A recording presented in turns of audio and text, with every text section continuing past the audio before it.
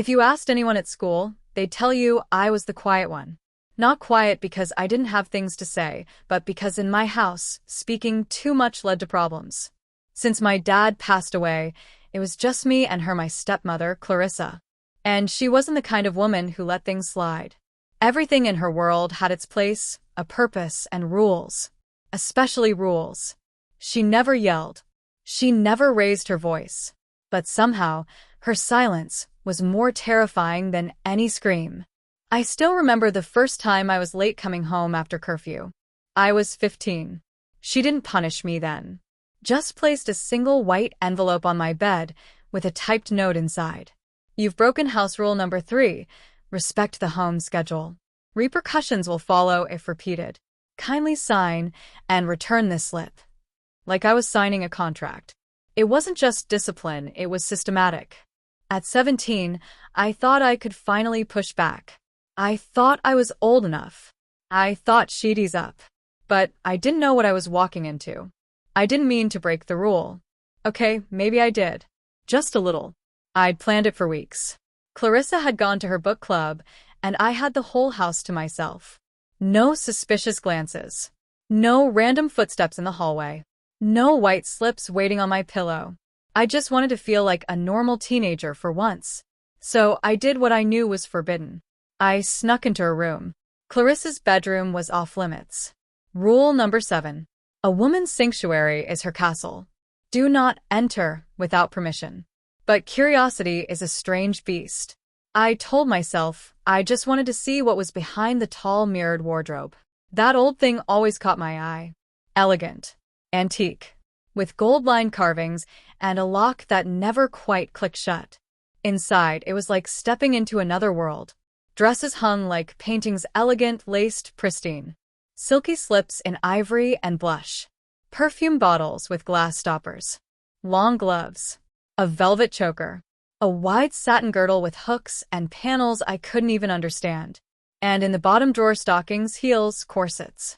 Everything arranged by color, texture, and occasion. I don't know what came over me. Maybe I was testing fate. Maybe something deeper had always been tugging at me. But the moment I touched that soft, powder pink slip and held it against my chest, a chill ran through me. Not of fear, but of something else entirely. I didn't hear the garage door open. I didn't hear her car pull up. I didn't even hear the key in the door until it was too late. The pink slip was still in my hand when her voice cut through the air like glass. So, this is what you do when I'm out? I froze. My throat went dry. My heart slammed against my ribs like it was trying to break out of me. She didn't yell. She didn't raise her hand. She just stood in the doorway, her eyes scanning me, scanning the open wardrobe, the dress in my hand. Her mouth didn't move, but something in her eyes did. That was worse. That night, dinner was silent. No lectures. No notes. No signed contract. She passed me the butter. Asked me to refill the water. Asked me how school went. All while her expression remained calm, almost too calm. I barely slept. At 6 a.m. sharp, she knocked on my door. When I opened it, she handed me a thick manila envelope. You've broken house rule number 7. Respect personal boundaries. This requires an elevated level of correction. You'll remain home for the next 4 weeks under my direct supervision. Starting today, you'll follow a revised discipline structure. I looked up. You're grounding me? She smiled, but not kindly. No, darling. I'm correcting you. The first day, she made me clean every inch of the house. Every cabinet. Every grout line. She timed me. Inspected everything.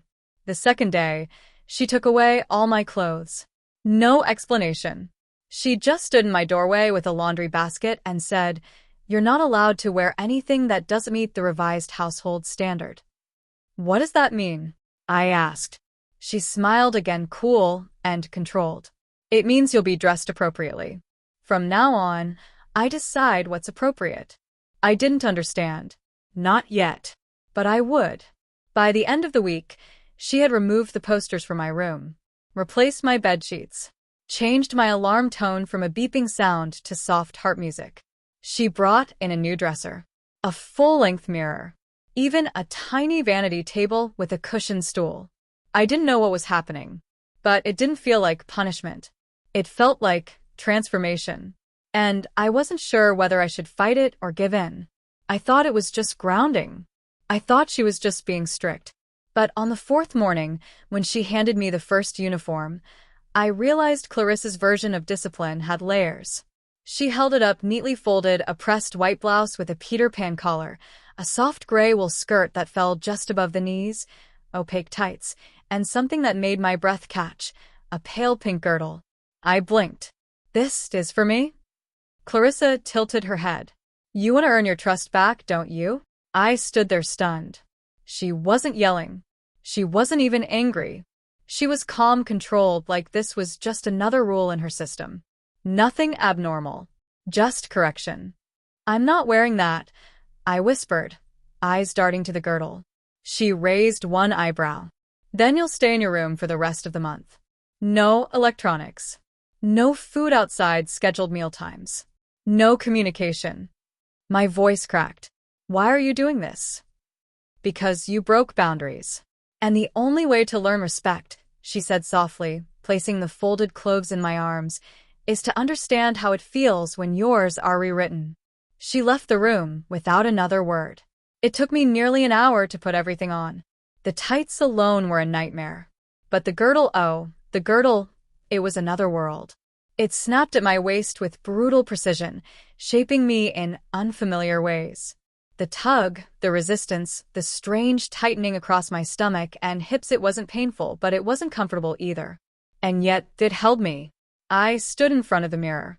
A boy in a girl's school outfit? A prisoner in someone else's system? A rule breaker in reform? Or something else entirely? I couldn't decide what unsettled me more, how wrong it looked or how right it felt. Once dressed, I was instructed to report to the dining table. There, she handed me a typed schedule. 6:30 a.m. wake. 7 a.m. breakfast. 7:30 a.m. manners and grace practice, posture, walking, poise. 9 a.m. housekeeping. 12 p.m. lunch and reflection time. 1 p.m. vocabulary and voice training. 3 p.m. grooming practice. 5 p.m. sewing or domestic chores. 6:30 p.m. dinner. 8 p.m. evening reflection journal. 9 p.m. lights out. I'm not a girl, I snapped. Clarissa remained unmoved. No. But you entered my world. Now you'll live in it. At first, it was humiliating.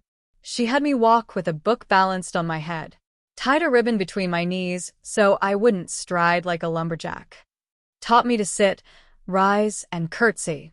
She'd make me practice in front of the mirror again and again until my back was straight and my step soft. I hated it, but I obeyed. Every time I resisted, she reminded me, you're free to return to your room, but the door will be locked from outside. Sometimes I chose the lock.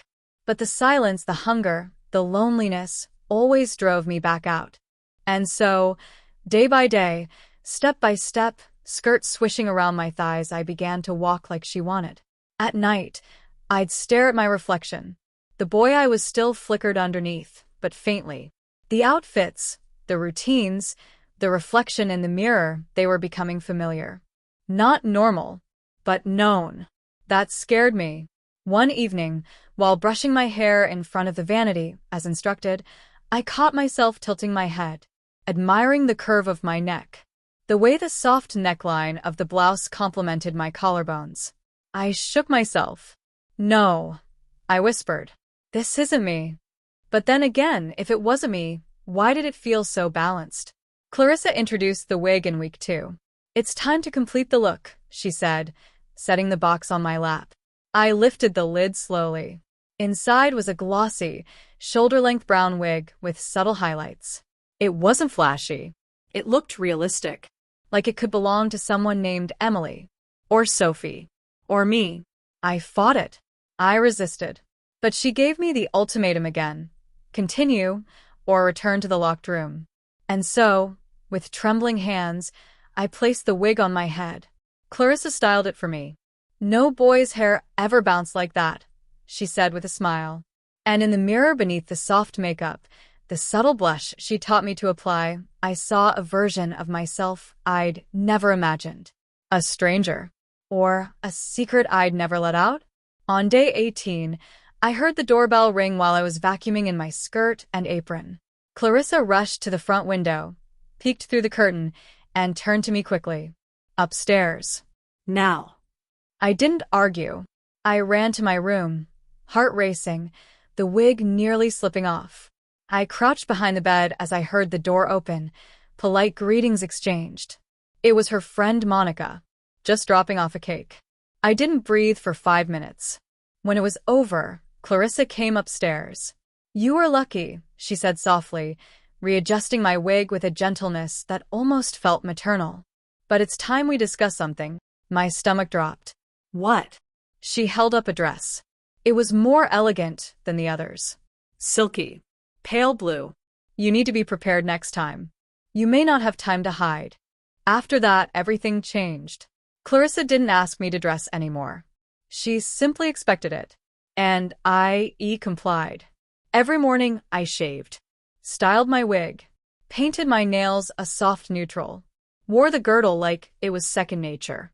I began referring to the bedroom as mine. I took longer choosing which blouse to wear. And sometimes late at night, I'd try on lipstick when Clarissa wasn't looking. Just to see. Just to feel. One evening, after brushing my hair, I turned and found Clarissa in the doorway. You applied lipstick, she said quietly. I froze. I hadn't meant to. I was just curious. Her smile wasn't cruel this time. It was soft. Knowing. Almost proud? You did it well, she said. And then she added something that haunted me. Maybe this isn't just punishment anymore. I thought the girdle was the worst of it. I thought wearing skirts and wigs, walking with books on my head, and learning how to curtsy were the limits of her plan. But Clarissa had one final test, and it would push me far beyond what I thought I could survive. It began with an envelope, delicately sealed with a rose gold wax stamp. She handed it to me after dinner, smiling like this was some celebratory occasion. I hesitated. What is it? She sipped her wine. Open it. Inside was a pastel card that read, You are cordially invited to Clarissa's ladies' afternoon tea. Attire. Feminine elegance required. RSVP, Emily. I blinked. Who's Emily? You are, she said simply. Just for the day. No. No way. Absolutely not. My voice cracked as I backed away. That's too far. I'm not going to play dress up in front of real people. Clarissa didn't raise her voice. She simply looked at me the way she always did when she had already decided. I've trained you for this, she said softly. You walk like a girl. Sit like one. Speak like one. You've even started to enjoy the lipstick. That doesn't mean I'm ready. No, she said, standing and brushing a curl from my wig. But it means you can. The days leading up to the tea party were surreal. Clarissa had me rehearse everything: how to greet other women, how to hold a teacup without clenching it, how to laugh lightly and nod at the right moments. She fitted me into a pale lilac day dress with white gloves, kitten heels, and a delicate necklace. My makeup was light but flawless. She curled the wig until it framed my face like a debutante's. Let's call it your graduation, she whispered. And suddenly, I wasn't just grounded. I was being presented. The doorbell rang. I nearly bolted. But Clarissa placed a hand on my lower back and gently nudged me toward the living room, whispering, Smile. 3 women entered. Monica, Lisa, and Rachel, all well-groomed, classy, and sharp-eyed. Ladies, Clarissa said, motioning toward me. This is Emily. They smiled. I curtsied. I couldn't breathe. We sat in a circle around the table. They asked polite questions. Where I grew up, what books I liked, if I baked. I lied smoothly, things Clarissa had prepared me for. She had me read Jane Austen and learn embroidery terms just for this. And I passed. Almost too well. Lisa complimented my posture. Rachel loved my voice. Monica asked if I'd join their book club. Clarissa watched me the whole time, with something between pride and victory. After they left, I collapsed onto the couch, shaking. Clarissa sat beside me. You are perfect. I was pretending, I whispered, rubbing my arms. Were you? Her tone was so quiet it silenced my panic. You didn't flinch once. You smiled at them. You charmed them. You even giggled. I did it to survive. She smiled. Survival often reveals truth. The next day, Monica texted Clarissa. Emily was lovely. We'd love to have her again. Can she come to brunch next Sunday? Clarissa read it aloud, watching my face. You don't have to, she said. But she left the choice hanging. And what scared me most was that I didn't answer immediately. That night, in my reflection journal, I wrote, I'm starting to forget what I looked like before. Or maybe I'm starting to see myself for the first time. I wore the girdle for punishment. I wear it now because it feels like it holds me together. I signed the bottom. Emily. I stopped asking when my punishment would end. At some point, the days blurred and the tightness of the girdle became comforting. The smell of Clarissa's perfume on my skin lingered long after she hugged me goodnight. And when I saw my reflection now, I didn't flinch. I adjusted my curls, straightened my dress, and smiled. It wasn't one single moment. It was a series of small ones. Choosing the pink sleepwear over the plain. Shaving my legs without being told. Reapplying lip gloss before Clarissa even asked. The Emily mask I wore to survive had fused with my skin. And Clarissa knew it. She started treating me less like a pupil, more like a roommate, a sister, maybe something more. I couldn't tell if it was real or part of her continued lesson, and I didn't care. I just liked being near her. One night, Clarissa caught me staring at myself in the full-length mirror. I had curled my wig tighter, painted my nails with a soft shimmer, and stood barefoot in a floral nightgown that draped over my smooth skin. She stepped behind me, met my gaze through the mirror. You look peaceful, she whispered. I swallowed hard. I feel like this is the only version of me that makes sense now. She placed her hands gently on my shoulders, then stopped pretending it's punishment. One afternoon, she opened her closet and said, Pick something for dinner tonight. I blinked. You mean? Whatever you want. Whatever Emily wants. The choice felt terrifying, but exhilarating. I ran my fingers across lace, satin, and soft cotton. My hand settled on a knee-length pale rose wrap dress. Feminine, but subtle. I held it up. She nodded. That evening, she took my arm as we walked to the dining table like we were on a date. And I didn't flinch. I woke before her, wore her fluffy pink robe, brewed tea just the way she liked it, set the table for two. She emerged with a sleepy smile. Emily, this is just a little something, I said, brushing a lock of wig hair from my cheek. She tilted her head. You're glowing. I blushed, because I knew it was true. A week later, she handed me a small box. Inside was a thin gold bracelet engraved with one word. Emily. I stared at it for a long time. It's yours, she said. You've earned it. Why? I whispered. Because you stopped fighting her, Clarissa said. You became her. Dear Journal. I don't remember what my old voice sounded like. When I try to speak in my normal tone, it feels fake. When I sit in pants, I feel exposed.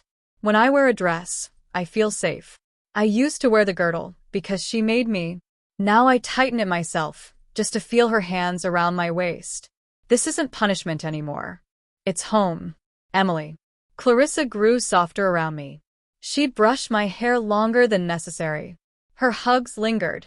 Our laughter sounded like music echoing in that house. One evening, while doing my makeup, she leaned in and whispered, You're the girl I always knew was hiding inside you. I met her eyes. Then, why did you have to force her out? She smiled sadly. Because you never would have met her on your own. I laid in bed that night, in lavender sheets, wearing a white satin chemise. Clarissa kissed my forehead and said goodnight. As the door closed, I whispered into the quiet, Good night, Mom. I don't know why I said it. I just knew it felt right. It happened the night Clarissa called me darling, in front of the mailman. I was in a light yellow sundress. No wig that day, she'd styled my real hair. No padding, she said I didn't need it anymore. And when the mailman raised an eyebrow and smiled, saying, "Your daughter's growing into quite the young lady," Clarissa didn't correct him. She beamed. I froze. Later, when I asked her why she didn't tell him the truth, she simply said, "What truth, Emily?" I blinked. "I mean, that I'm not your daughter." She tilted her head, feigning confusion. "But aren't you?" Her voice wasn't mocking. It was sincere. Calm. Convincing. And suddenly I wasn't sure. That evening, while dusting the guest room, I opened a drawer and saw something I hadn't seen in weeks. My old clothes. Jeans. Boxers. That black t-shirt I always wore. They looked alien. Wrong. Like they belonged to someone else. I reached for them and stopped. The scent hit me. Masculine. Sharp. Too loud. I quickly slammed the drawer shut. I didn't belong there anymore. The next morning, the doorbell rang. I was halfway through applying mascara. Clarissa was out shopping. I peeked through the curtain. My best friend, Matt, was standing at the door. My heart dropped into my heels. I yanked off my wig, smeared the makeup off my cheeks, and ripped the dress halfway, trying to get out of it. My fingers trembled as I grabbed a hoodie and tried to hide my shaved legs. The bracelet still clung to my wrist. "Emily," Matt's voice called through the door. "Is this the right place?" He didn't even use my old name. I opened the door a crack. He stared. I stared. I began. He tilted his head. "You look different." I couldn't tell if it was confusion or curiosity in his eyes. Or something else. Matt stepped in. Looked around. "She said you were grounded. For a while. I didn't think you'd drop off the planet," he said. I sat, pulling the sleeves of my hoodie down. He glanced at the vanity. The perfume. The neatly folded pile of dresses on the chair. "Who's Emily?" he asked, gesturing at the engraved bracelet. I tried to answer, but Clarissa's car pulled into the driveway. I stiffened. Matt looked toward the window. Then at me. "You're her daughter?" Silence. He didn't laugh. He didn't shout. He just blinked and said, "Oh." Clarissa walked in with a calm smile. "Matt, so glad you could finally meet Emily." He turned to me. "You're okay with this?" he asked, voice soft. I didn't answer. Clarissa touched my back. "She's more than okay. She's finally herself." He stared at me for a long time. Then smiled. "All right." "Hey, Emily." And with that, everything felt like it had tipped over the edge of something permanent. I watched him walk into the kitchen. I looked at Clarissa. She raised an eyebrow. Well, my lips parted. I don't think I could be him again, even if I wanted to. She leaned in. "You don't, do you?" To be continued. Eyes, what would you do if someone tried to erase who you were only to make you realize who you were meant to become? Speech balloon comment below what you think will happen to Emily. Do you think she'll ever go back, or is her old self gone for good?